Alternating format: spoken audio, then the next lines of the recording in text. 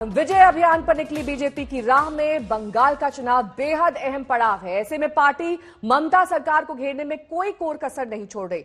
आए दिन हो रही हिंसा को लेकर बीजेपी ममता पर गंभीर आरोप लगा रही है, तो वहीं ममता भी हर सवाल का करारा जवाब दे रही।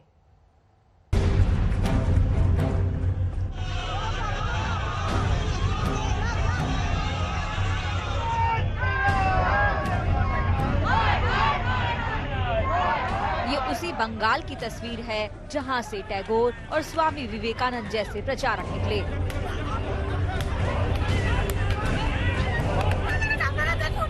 हिंसा की तस्वीर उसी बंगाल की है जहां जन्मे नेताजी सुभाष चंद्र बोस और खुदीराम बोस जैसे महापुरुषों ने आजादी के लिए खुद को कुर्बान कर दिया।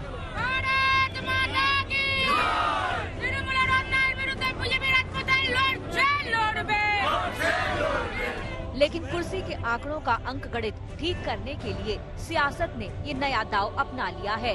आए दिन हत्याएं हो रही हैं, राजनीतिक कार्यकर्ताओं का खून हो रहा है। दीदी, क्या आप समझती हो कि इससे हम डर जाएंगे क्या? हमारे 300 से ज्यादा कार्यकर्ता की जाने गई है, मगर दीदी सुन लो, जितनी हिंसा करोगी भारतीय जनता पार्टी का कार्यकर्ता इतनी जोर से आपका सामना करेगा। शुभेंदु अधिकारी महाशय के वरण करबेन। लग रहा है सियासत ने हिंसा को सत्ता तक पहुंचाने का शॉर्टकट फॉर्मूला मान लिया है। इस लड़ाई में आरोप प्रत्यारोपों का दौर भी जारी है। बीजेपी अपने समर्थकों की हत्या का आरोप लगा रही है। टीएमसी कह रही है कि जो हत्याएं हुई हैं, उस पर कार्रवाई भी हुई। बीजेपी बंगाल में चुनावी हिंसा का आरोप जड़ रही है, तो टीएमसी के मुताबिक सुसाइड को भी हत्या बता रही है बीजेपी। बीजेपी कह रही है कि ममता राज में कानून व्यवस्था बेहद खराब है। टीएमसी का जवाब है कि पुलिस प्रशासन पूरी तरह से मुस्तैद है। बीजेपी का आरोप है कि राज्य में हालात ठीक नहीं है। टीएमसी ने पलटवार करते हुए कहा कि बीजेपी राज्य की गलत छवि पेश कर रही है। बीजेपी आरोप लगा रही है कि मनमानी कर रही है टीएमसी सरकार। ममता दीदी कह रही है कि उनकी सरकार अपने अधिकार क्षेत्र में रहकर काम कर रही है। भारत की राजनीति में बंगाल ने सेट किए हैं। एडमिनिस्ट्रेशन का संपूर्ण राजनीतिकरण कर दिया गया है, राजनीति का संपूर्ण अपराधीकरण कर दिया गया है और भ्रष्टाचार को इंस्टीट्यूशनलाइज कर दिया गया है। ये तीनों ट्रेंड लोकतंत्र के लिए और जनता के लिए बहुत खतरनाक है। अमित जी के बोलबो, अमित जी आप तो होम मिनिस्टर है, आपको ये शोभा नहीं देती कि आप कोई गंदा बात, झूठा बात जो आपका पार्टी वर्कर तैयार कर दे, वो आप क्रॉस चेक नहीं करके बोले, जिसको अंदाजा आपका नहीं है। आप पहले बोलने का पहले प्लीज क्रॉस चेक कीजिए। भारत माता के। बीजेपी ममता राज में हो रही हिंसा के खिलाफ आवाज उठा रही है। साथ ही टीएमसी के बागियों को पार्टी में शामिल कर उम्मीद कर रही है कि इस बार बाजी पलटेगी। टीएमसी छोड़कर बीजेपी में शामिल हुए शुभेंदु अधिकारी उनमें एक बड़ा नाम है। अभी एक दिन पहले ही मिदनापुर में शुभेंदु और टीएमसी समर्थकों के बीच जबरदस्त झड़प हुई, लेकिन अब वो बतौर बीजेपी नेता अपने इलाके में समर्थकों के बीच पहुंच रहे हैं। बंगाल ने सियासी हिंसा का लंबा दौर देखा है। आंकड़े बता रहे हैं कि 2019 के लोकसभा चुनाव के बाद से अब तक राज्य में 47 राजनीतिक हत्याएं हो चुकी हैं। इनमें बीजेपी और टीएमसी दोनों पार्टियों के समर्थक शामिल हैं। इनमें से 38 मामले दक्षिण बंगाल से सामने आए हैं। बीते 6 महीनों में 10 से ज्यादा सियासी हत्याएं हो चुकी हैं। लिहाजा बंगाल फतह करने के इरादे से निकली बीजेपी चुनावी हिंसा को व्यापक तौर पर भुनाना चाहती है। इसकी शिकायत चुनाव आयोग तक पहुंच चुकी है। कोलकाता से मनोज्ञा लोईवाल के साथ आज तक ब्यूरो। ममता का लक्ष्य है इस बार की लड़ाई जीतकर वो तीसरी बार बंगाल की सत्ता संभाले, लेकिन बीजेपी ये मौका नहीं देना चाहती है। बीजेपी अपने इसी मकसद को पूरा करने के लिए आक्रामक रणनीति अपना रही है। कई दिग्गजों को बंगाल की जिम्मेदारी सौंपी जा चुकी है।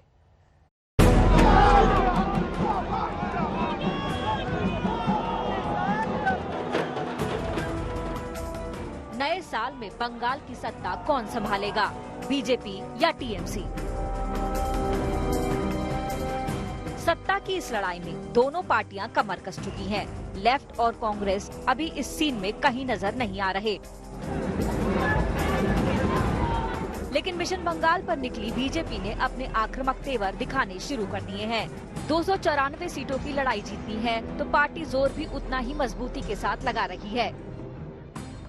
कान खोल कर सुन लो, आज लाखों लोगों की हाजिरी में कहने आया हूं मैं, जब विधानसभा के चुनाव का परिणाम आए, परिणाम देख लेना, इस बार 200 सीटों से ज्यादा सीटों के साथ भारतीय जनता पार्टी की सरकार।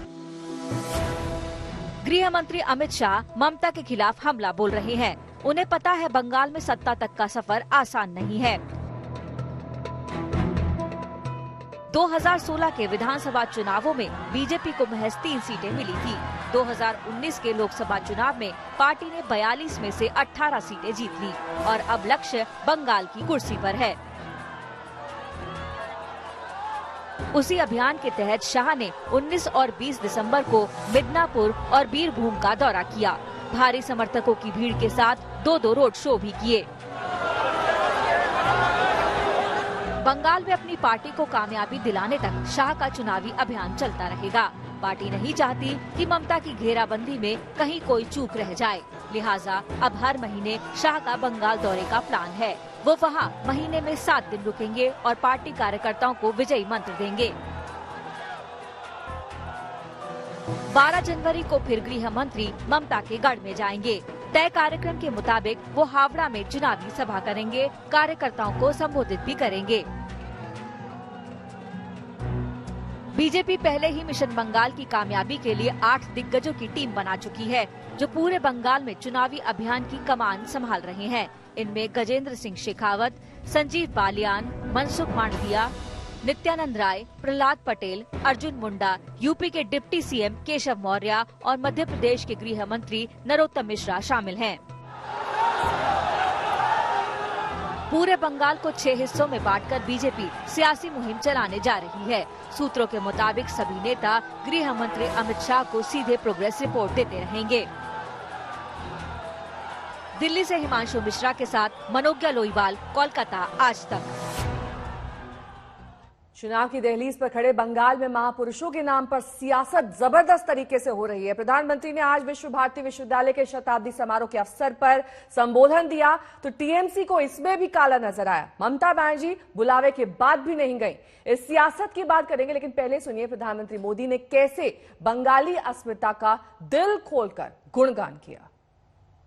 विश्व भारती मां भारती के लिए गुरुदेव के चिंतन, दर्शन और परिश्रम का एक साकार अवतार है।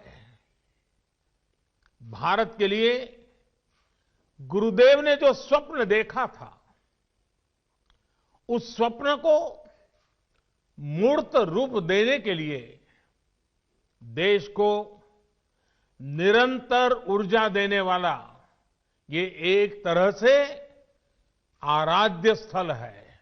गुरुदेव ने विश्व भारती की स्थापना सिर्फ पढ़ाई के केंद्र के रूप में नहीं की थी, वो इसे सीट ऑफ लर्निंग, सीखने के लिए पवित्र स्थान के तौर पर देखते थे। पढ़ाई और सीखना दोनों के बीच का जो भेद है, उसे गुरुदेव के सिर्फ एक वाक्य से समझा जा सकता है।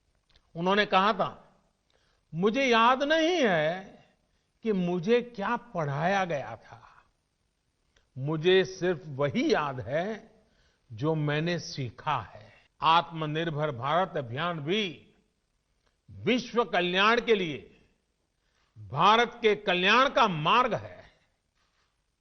ये अभियान भारत को सशक्त करने का अभियान है। भारत की समृद्धि से विश्व में समृद्धि लाने का अभियान है। इतिहास गवाह है कि एक सशक्त और आत्मनिर्भर भारत ने हमेशा पूरे विश्व समुदाय का भला किया है। बंगाल में सियासी पारा चढ़ता जा रहा है। बीजेपी ने बंगाली अस्मिता के सहारे चुनाव में दम दिखाने की रणनीति बना ली है। पार्टी को पता है कि बंगाल की लड़ाई जीतने के लिए धरती पुत्र का मान रखना होगा, जिसके सहारे ममता की सत्ता तक पहुंचा जा सकता है।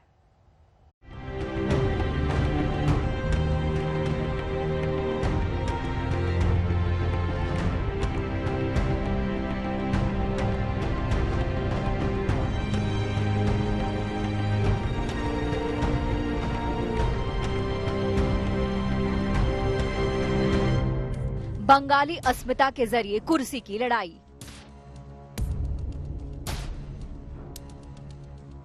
चुनाव से पहले बंगाल में धरती पुत्र वाले सुर। बंगाल की धरती पर बीजेपी का धरती पुत्र वाला दांव। सोनार बांग्ला के नारे से बीजेपी का बेड़ा होगा पार। भारत माता के जय श्री राम।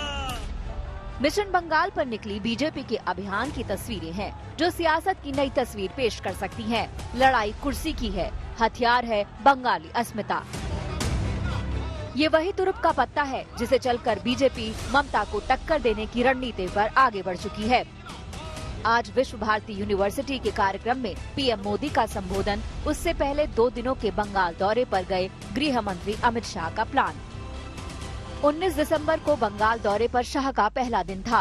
अपने इस दौरे पर उन्होंने देश की आजादी के लिए कुर्बानी देने वाले शहीद खुदीराम बोस को श्रद्धांजलि दी। फिर दुनिया में देश का नाम रोशन करने वाले स्वामी विवेकानंद की धरती पर पहुंचे, श्रद्धासुमन अर्पित किए। और मैं आज भी मानता हूं कि स्वामी जी के विचार उस वक्त जितने प्रासंगिक थे, आज भी उतने ही प्रासंगिक हैं। दुनिया को स्वामी जी के विचार की उस वक्त जितनी जरूरत थी, उससे ज्यादा जरूरत शायद आज है। और मैं इस पवित्र स्थान पर ईश्वर से यही प्रार्थना करता हूं कि हम सबको स्वामी जी के बताए हुए रास्ते पर चलने की आशीर्वाद दे और चलने की प्रेरणा दे। और मेरा निश्चित मानना है कि ये मार्ग ही न केवल भारत, समग्र विश्व के कल्याण का मार्ग हो सकता है।